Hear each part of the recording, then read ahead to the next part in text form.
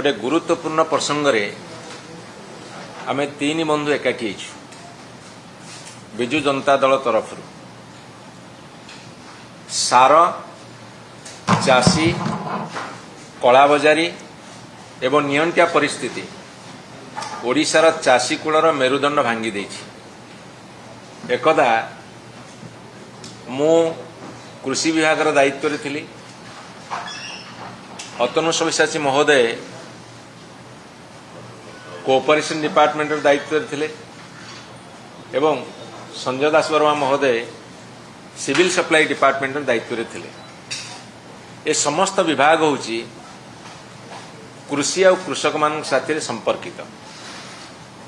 वर्तमान जो भारतीय जनता पार्टी सरकार चली एमाने घोषणा कर डबल इंजिन सरकार।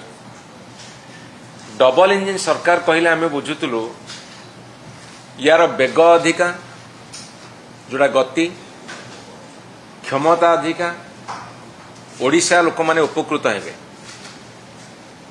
किंतु डबल इंजिन टा बर्तमान गोटे डौल डाउल इंजिन परिणत होइछि एवं लोक कुहाकु हेलेनी डबल इंजिन बर्तमान ट्रबल इंजिन परिणत होइछि। एक कथा कहिबार उद्देश्य होछि जे एमानकर घोषणा बड़ प्रतिश्रुति बड़ एवं भाषणबाजी बड़। जेमिति फंपा माठियार शब्द बेसी सेमिति भारतीय जनता पार्टी सरकार दिल्ली सरकार हो ओडिशा सरकार हो एमानकर कथा बड़ काम छोट। एवं सबुठारु बड़ दुखर विषय होछि डबल इंजिन सरकार ट्रेन रे आउ सार आसुनी। विशेषकर ट्रेन रैक द्वारा सार आसे सार आसुनी। चाषी हताश एवं ये सरकार मगाम्ब खुश यही भाव में चलती। ओडिशार 70% लोक चाष उपर सीधा सड़क निर्भरशील किंतु ओडिशार 100% लोक चाष जोगु उपकृत। चाष नथिले कई जीवन धारण करें ये हूँ सत्य। तेणु चाष विशेषकर खरीफ ऋतु रे धान चाष होची आम चाषी कूलर मेरुदंड। आमर वर्तमान ओडिशा रे 39 लाख हेक्टर चाष जमी अच्छी। 62 लाख हेक्टर चाष जमी 39 लाख हेक्टर रे खरीफ धान चाष करा जाउछि।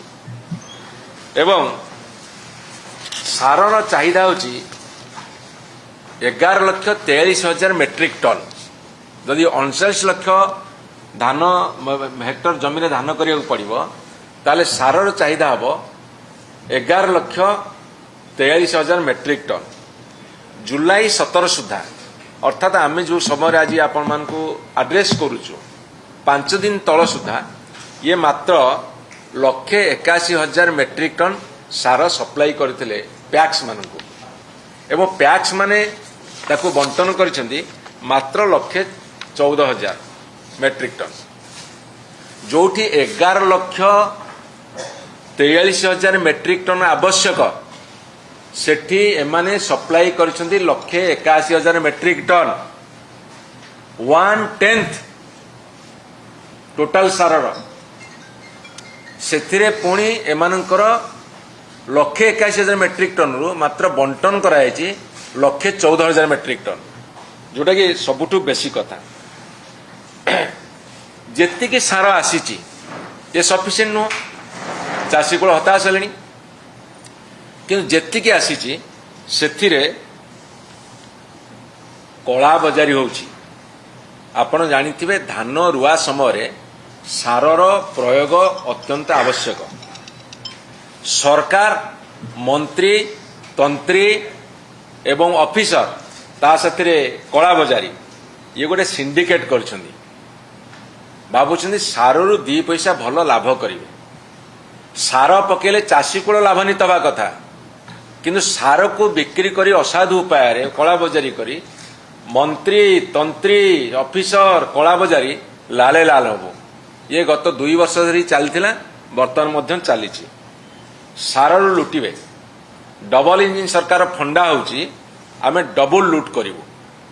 तार कारण होची जे आपण देखिबे यूरिया सार जेतेबेले 45 केजी पैकेट 270 ଟଙ୍କାରେ ପ୍ୟାକ୍ସ ମାନେ ବିକ୍ରି କରିବା କଥା ସେଠି ବର୍ତ୍ତମାନ ଯିଏ ପାଇଲା ପାଇଲା ବାହାରେ କିନ୍ତୁ 600 ଟଙ୍କାରେ ବିକ୍ରି ହେଉଛି ଅର୍ଥାତ୍ ଡବଲ ଲୁଟ୍ ହେଉଛି। ଏବଂ ଆପଣମାନେ ଦେଖିବେ ଚାଷୀ ରାତି ଅନିଦ୍ରା ହେଇ ବର୍ତ୍ତମାନ ଲାଇନ୍ ଦେଉଛନ୍ତି ସାର ଟିକିଏ ପାଇଁ। ଅବଶ୍ୟ ଭାରତ ସରକାର ମୋଦି ସରକାରଙ୍କର ଅଭ୍ୟାସ ହେଲା ଯେ ଲୋକଙ୍କୁ ଲାଇନରେ ଛିଡ଼ା କରାଇବୁ। ଲାଇନରେ ଛିଡ଼ା କରିବା ତାଙ୍କର ଗୋଟେ ହେଉଛି ଚିରାଚରିତ ଅଭ୍ୟାସ। ତାଙ୍କୁ ପ୍ୟାରେଡ୍ କରାଇବୁ, ଲାଇନରେ ଛିଡ଼ା କରିବୁ ଘଣ୍ଟା ଘଣ୍ଟା ଧରିକି ଦିନ ଦିନ ଧରିକି। ଏବଂ ସେଇଥିପାଇଁ ଚାଷୀ ଆଜି ଲାଇନରେ ଛିଡ଼ା ହେଇଛି। ମୁଁ ଏଠି ଆପଣଙ୍କୁ କହି ରଖେ ଆମର ଚାହିଦା କ'ଣ, ମିଳୁଛି କ'ଣ, କେଉଁ କେଉଁ ଭଳି ସାର ଆମେ ବ୍ୟବହାର କରୁଛୁ। ଆମର ବେଶୀ ଡିମାଣ୍ଡ ହେଉଛି ୟୁରିଆ ଆଉ ଡିଏପି। এইটা হচ্ছে আমার সবুঠু বেশি ডিমান্ড। এবং ইউরিয়া যে কথা মু কহিলি সোসাইটি 270 টঙ্কার প্যাকেট পিছা মিলিবা কথা যেটা 45 কেজি। এমানে 50 কেজি দেবে কি 45 কেজি দেবে সেটা দোসরা কথা, কিন্তু 45 কেজি প্যাকেটକୁ বর্তমান 270 টঙ্কার মিলুଛି। বাহারে সেটা 600 টাকার ব্ল্যাক হচ্ছে। এবং সোসাইটি যে ইউরিয়া সার নব সেতিরে সেমানে ট্যাগিং করছন্তি নানো ইউরিয়া জিঙ্ক তা সাথে পিডিএম। नानो यूरिया जिंक पीडीएम को टैगिंग करछंदी। नानो यूरियाटा को पकेवाकू लोक राजी नुहंती कहीं सिंचिबे कादुआ पंख भितर पशिकी सिंचिले भल होउनी कि उत्पादन बेसी होउनी चाषी कहउछंदी। चाषीर अनुभवटा बड़। एवं पोटास 2 वर्ष तले आपण मु कहि रखे जेतेबेले 1500 टंका थिला वर्तमान सेटा 2200 टंका बिक्री होउछि। एवं कला बाजार रे 2527 टंका होउछि पोटास। एवं दुई बंधु आमर कहे अतनु सब्यसाची महोदय और संजय दास वर्मा मु संक्षेप में सारी राउरकेला स्टील प्लांट रु आप देखिए आमोनिया सल्फेट जो उत्पादन हुए केजी पैकेट 900 टंकार बिक्री होला बेले भारत सरकार इंपोर्ट कर 1400 टंकार 1400 टंकार इंपोर्ट कर। ये हूँ एमनकर आत्मनिर्भर भारत। ये तो बर्तमान आत्मनिर्भर भारत नुहे आत्मसात भारत बर्तमान करछंती। एवं तालचेर सार कारखानार उत्पादन केते बाट गला। तालचेर सार कारखाना तुम्हें तो 12 वर्ष धरी केन्द्र अच्छ तार उत्पादन केते बाट गला ताले आपन टिके हमकु जणै दियंतु। एवं पारादीप फॉस्फेट लिमिटेड कि इफको हो जो डीएपी एनकेपी आउ यूरिया तार जो उत्पादन होउची हमर ओडिशा लोक केते पाउछंती, अन्य राज्य को केते दउछ बा विदेश को केते पठौछ। ओडिशा रे उत्पादन हबो, ओडिशा रे कारखाना हबो, आमे धूली खाइबू, आमे परिवेश क्षति सहिबू, किंतु सार जीव अन्य राज्य को। मते टिके केंद्र सरकार और राज्य सरकार बाहापिया सरकार अछंती टे हिसाबटा दे दिंतु आमर जेतिकी उत्पादन होउची पारादीप फॉस्फेट लिमिटेड रो, आमर जेतिकी उत्पादन होउची इफको रो, आमर जेतिकी आपनकर तालचेर हो सेल हो अन्य क्षेत्र रो आमको केते मिलुची एवं अन्य माने केते नउछंती ए कथरा हिसाब देबे। एवं एबे ओडिशा सरकार गोटे चिट्ठी कले जे आमोनिया सल्फेट किणंतु कहना यूरिया देई परिबनी से हाथ टेकी देले, डीएपी देई परिबनी यूरिया देई परि हाथ टेकी देले। तेणु आमोनिया सल्फेट से बर्तमान कहले आपण माध्यम लोक जनतु लोक जो मना करछन नाही करछन आमे किनिबुनु या पकेला हमर उत्पादन हबो नाही। आपण यूरिया रे 46% नाइट्रोजन अछि जबक्षारजान 46%, किंतु आमोनिया सल्फेट रे अछि आपण 21% नाइट्रोजन। तेणु लोकंर चाहिदा रहा स्वाभाविक कथा।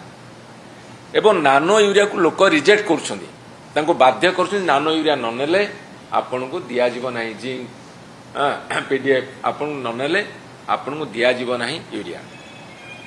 एवं 2014 रे गोटे चाषी जेतले मोदी सरकार क्षमता को आसिले दिल्ली रे 2014 रे गोटे चाषी आपन को यूरिया हो ग्रोमर हो जेते सार सब पकई सरला परे 3000 टंका खर्च होतला एकर पिछा। बर्तमान 12 वर्ष भितर ताहा डबल रु अधिका है। अर्थात गोटे चाषी एकर पिछा बर्तमान 7000 रु 7500 टंका खर्च करुछंती। ए कथाटा आपण नोट करंतु।